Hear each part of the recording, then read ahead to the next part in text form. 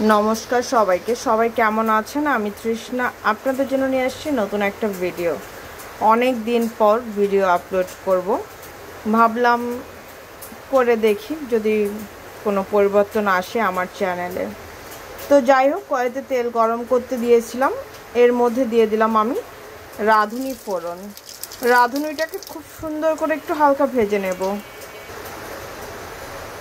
এর মধ্যে দিয়ে দেব আমি পেঁয়াজ কুচি, বেশ কিছুটা পরিমাণ।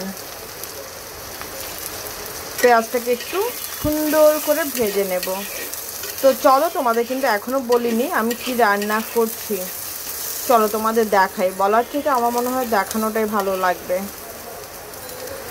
পেঁয়াজটা এর মধ্যে ভাজা হতে থাক। এইখানে দেখো, কাচকি মাছ আমি লবণ, হলুদ আর কিছুটা তেল দিয়ে মাখিয়ে রেখেছি।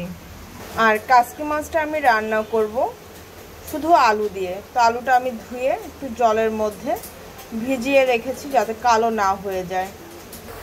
দেখো, পেঁয়াজটা কিন্তু খুব সুন্দর করে আমি ভেজে নিয়েছি। এখন এর মধ্যে দিয়ে দেব কেটে রাখা আলু।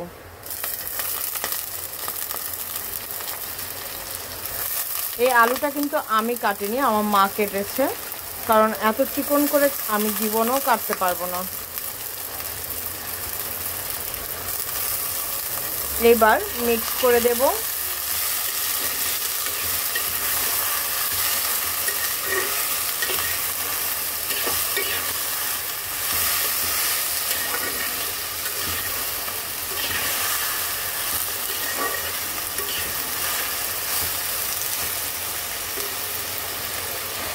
যেহেতু মা বলেছে একটু ঝাল ঝাল খাবে, তো এর জন্য দিয়ে দিলাম কাঁচা মরিচ, দিয়ে দেব স্বাদ অনুযায়ী লবণ।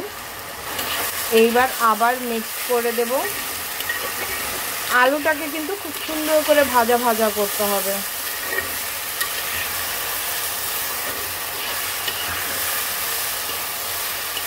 2-1 মিনিট একটু হালকা ভাজা হোক, এরপরে আমি মশলাগুলো অ্যাড করব।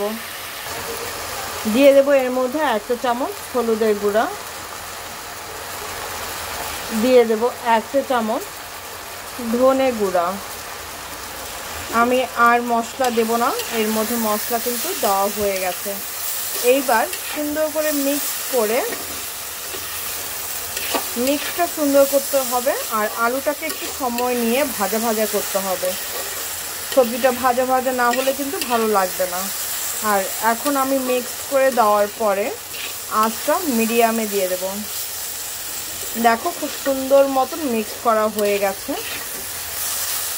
এখন আমি জালটা কমিয়ে দেব আর ঢাকনা দিয়ে 2 থেকে 3 মিনিট এটাকে ভাজা ভাজা করব। দেখো, আমার কিন্তু আলুটা খুব সুন্দর করে কম আঁচে ভেজে নিয়েছে।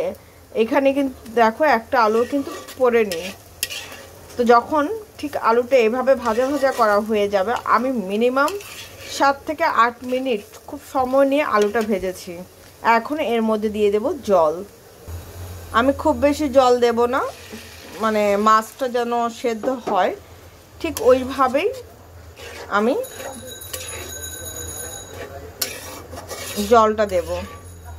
দেখো, যতটুকু দিয়েছি এতটুকু এনাফ। সুন্দর করে সবজির সাথে মিক্সড করে দিলাম। এর মধ্যে আরেকটা মশলা দেব, সেটা কি তোমাদের সাথে শেয়ার করছি।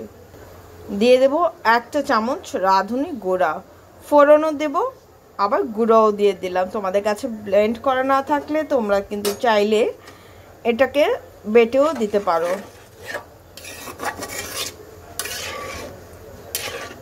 এইবার রাঁধুনি গুঁড়াটা খুব সুন্দর করে মিক্সড করে দিলাম। এবার আমি মাছটাকে দিয়ে দেব।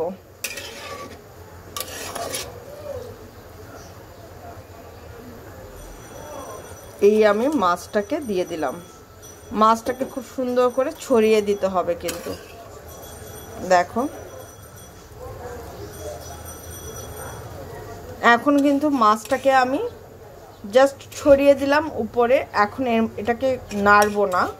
আমি আগে একটু জলটাতে একটু বলক আসুক ঝোলটাতে, ঠিক ওই সময়ে আমি একটু সবজির সাথে মিক্সড করে দেব। এখন আমি ঢেকে দেব। দেখো, মাছটা কি সুন্দর করে সেদ্ধ হয়ে গেছে।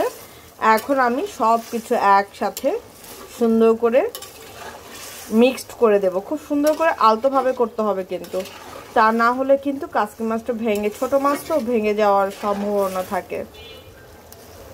তো দেখো মিক্সড করে দিলাম।